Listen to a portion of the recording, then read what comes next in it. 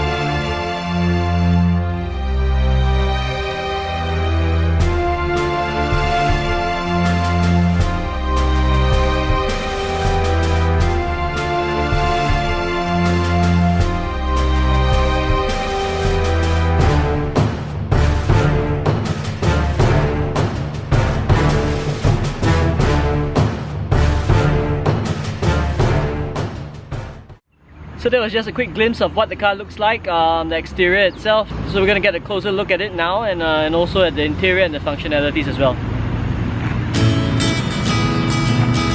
So this is the GLC200 in selenite grey. Just start from the front and we'll head to the back and then the interior. It comes with the black Mercedes-Benz badge, and here you see the emblem itself with these two slates over here. It's a 3D badge, so you can see it's not like the flat ones that they have as well. Over here at the bottom then you see the scuff plates to give it a more SUV look. So you see the sensors here, the parking sensors here, and at the front as well. And over here we have the LED intelligent light system. So it's really nice.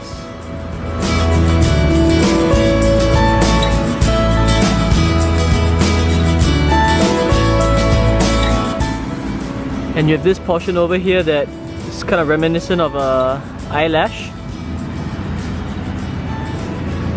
So now we're going to open up the boot, and this is the lever over here.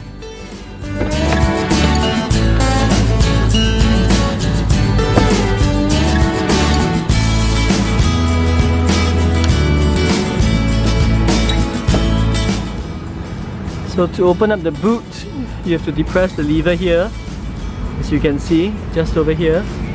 Once you depress the lever over here, you can see that it opens up automatically.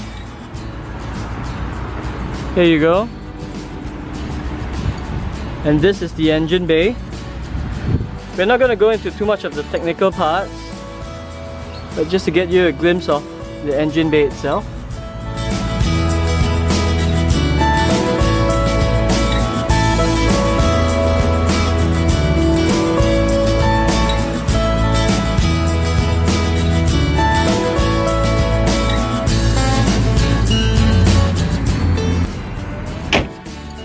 So next up then we'll take a look at the wheels as well as the side profile of the car. These are the stock wheels that we get with the GLC200. These are R96 types, the 5-spoke wheels. Just to get a closer look. Similar black Mercedes-Benz badge. See the brake disc over there, and you can see the dirt after 1 week of driving. So it comes with Scorpion tires.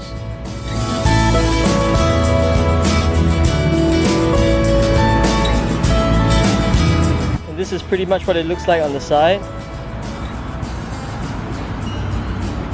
So these are the side mirrors with the indicator light LEDs over here. It's a little bit peculiar in the sense that you can see this portion over here. It's a convex mirror, so it gives a broader view of the objects in the mirror. And the car also comes with keyless go, so you can just touch the side and the car opens up and the wing mirror folds out. And when you want to lock the car, then you just touch any of the 4 handles of the doors and then it'll lock. There'll be an audible sound and the wing mirrors fall back. So over here is where you pump your petrol.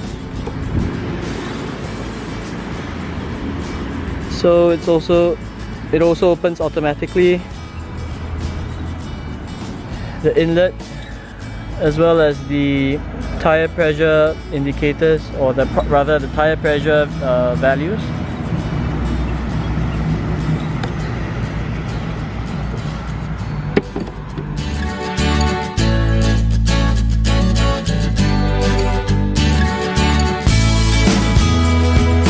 And here's what it looks like from the back, from the rear.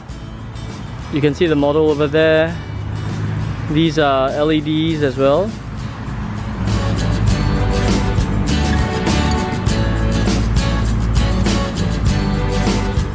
And you have your twin exhausts. So just to note that these are real exhaust pipes, as you can see over there. These aren't fake, as some of the cars do. That's another exhaust pipe over there. Lastly, for the exterior, then you have your roof rails at the top. So right at the top there, your roof rails here, running all the way to the front in silver. So that's kind of it for the exterior of the car. So we're going to look at some of the functionalities and then as well as the interior. So first up then, let's take a look at the hands-free access to the boot. So you just need to put your leg underneath in the kicking motion and take it back. And the boot opens up. So this is the interior over here, the boot space over here.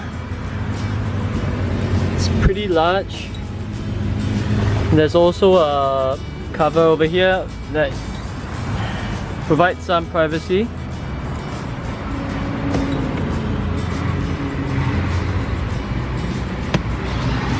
And if you don't need it, then you can also take it out. There's a slot over here that you can shift and then you can take it out as well. There's a seat release lever over here. There's another seat release lever over here as well. There are a couple of hooks. There's also a netting here for you to put some stuff. So this is the Mercedes-Benz first aid kit that comes with the car.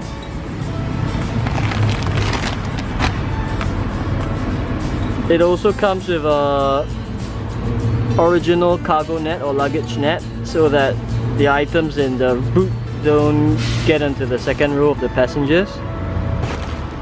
So it doesn't come with this little tray thingy. This is something that I bought separately, but this is what it looks like underneath.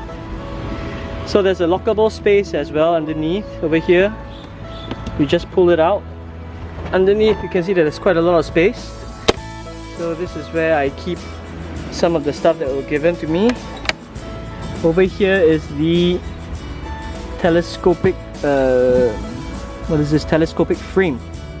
So it's supposed to stop your items from falling out. I haven't opened it yet. There's also the SOS triangle over here. Plenty of space to put your stuff.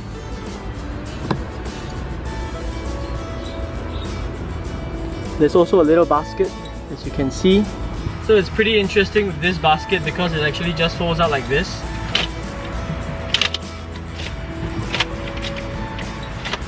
And then you have a usable basket to store your stuff.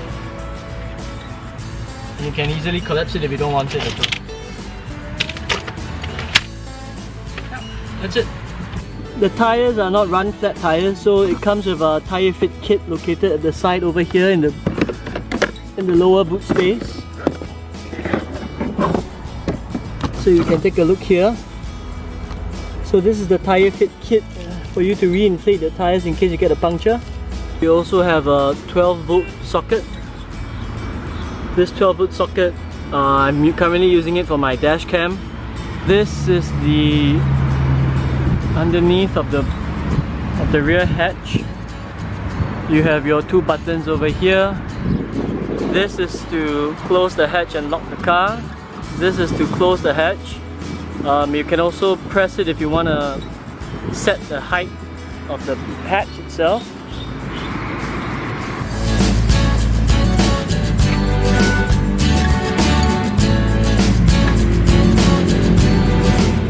So what we're going to do now is to start up the car, and then we'll take a look at some of the functionalities inside as well as the interior space over here. It's pretty nice, pretty well made, I think.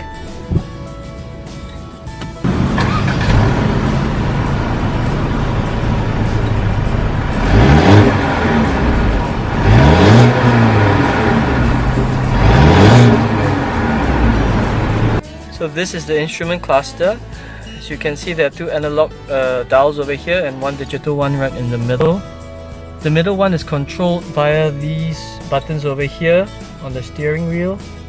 So if you want to go up and down on the steering wheel, then that will affect what you see over there on the cluster. You can even go to the home page and you can see the different options over there: trip, radio, media, telephone, assistance, graphic and service, as well as settings. And looking at the driving stocks, then over here is the gear selector. You have your drive, neutral, reverse and park. So to park, you just depress the button over here, and you have your pedal shifters over here, one over there and one over there. Your wiper fluids, your wiper speeds over here. And if we come to the side, this is your cruise control or speed limiter. And we also have electronic steering column adjustment over here. So over here on the right side, you have the light control switches over here. So automatic, with the lights on, parking lights and so on. And of course then you have your engine start stop button over here. And at the bottom over here, what you see here is the parking brake release, electronic parking brake release. And over here is the hatch button, so you can also open up the hatch from the inside the car. Looking over at the driver's side, then you have your speaker over there, as well as your seat control buttons over here, which you can also store to memory. The central locking and unlocking is over here near the door handle, and your window controls as well as your side mirror controls are over here. And one thing I don't like about the door is you have this pretty outdated door knob thingy. This goes up and down depending on when you lock or unlock the door. It's pretty old fashioned, I think. You have a similar setup over here at the passenger side, and with the large cubby holes over there for your drink. Moving on to the center console, you have your screen over here with your audio 20 setup. You can also have the command option if you want. Your 3 air conditioning vents with the click over here when it's centered. So these are your controls for the air conditioning. And these are your controls for the radio, the media, and also a CD slot. Finally over here you have your drink holders. And if you take this out, you can also see the 12 volt outlet over here. And this closes to make it a seamless kind of a water flow console. So all the way down. And then right here you have your rotary control over here. So this rotary control actually also controls the screen, so you can see it turning over here, and you can just push down to select. You also have your mouse-like control over here, which has a similar function.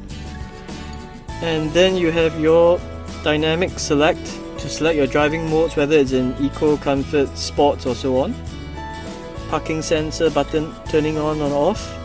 Your manual shifting, your eco function. Over here you have your volume control for the media, turning on and off the entertainment system in your ESP. And right in the center here you have a pretty large space. So I have this thingy here to kind of deep compartmentalize the space, but if you take it out, there's a pretty large space at the bottom.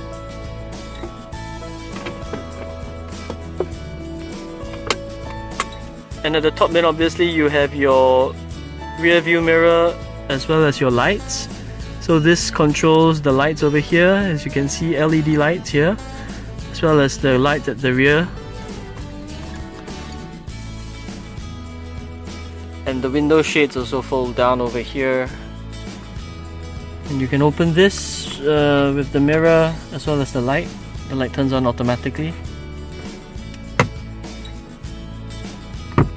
A really cool function over here that they have is the reverse camera here. So you can see it's really high definition. You have your guidelines, of course, depending on how you turn the wheel. And then you can also switch it to a 180-degree view. So this helps you when you're kind of backing out of a spot, and you can see oncoming traffic from both sides. This is the rear view camera, and this is how it pops out. So when it's not in use, then it'll pop back in, so that kind of helps in keeping the camera clean. And this is how it is when it's inside. So it's covered, as you can see, covered over here, and it'll pop out once you engage the reverse gear. This is the rear of the car, the passenger seats. So you can see the air vents over there at the center there. There's quite a lot of space at the rear. If I remove the baby chair over here, the booster seat,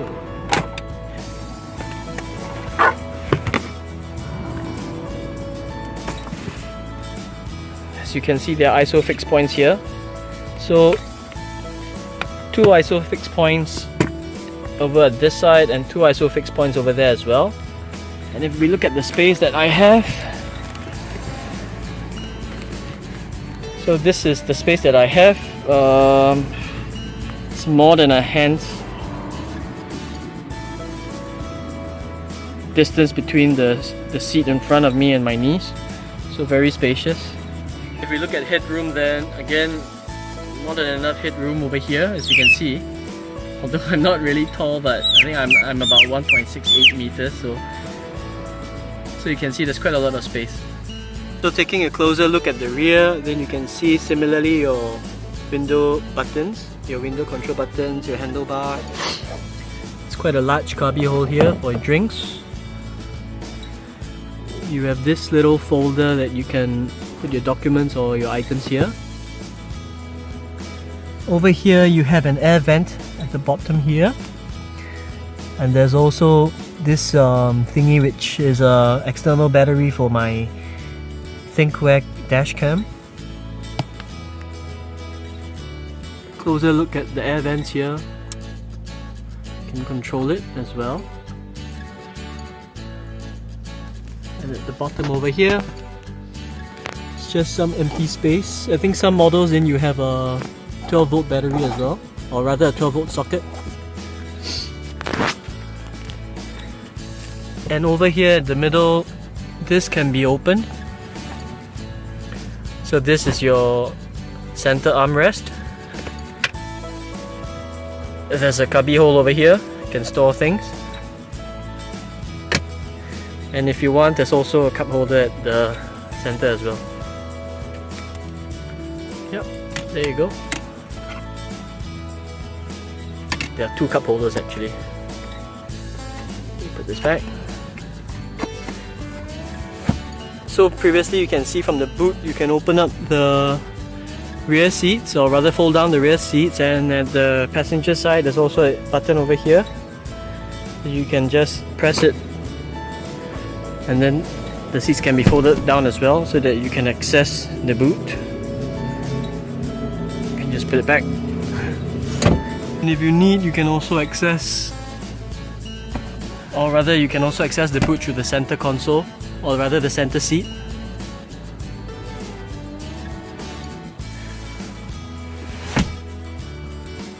And right at the top over here is the parking indicator, the parking sensor indicator. So once you get near to certain objects at the rear, then there will be certain lines over here to indicate that you're near certain objects. And at the front passenger side, then you have a glove compartment here. So it's pretty wide, as you can see. So this is where I store my poncho and my washer fluid. And this is lockable as well, as you can see. So using your key fob key, you can actually lock it in case you are valet parking and so on.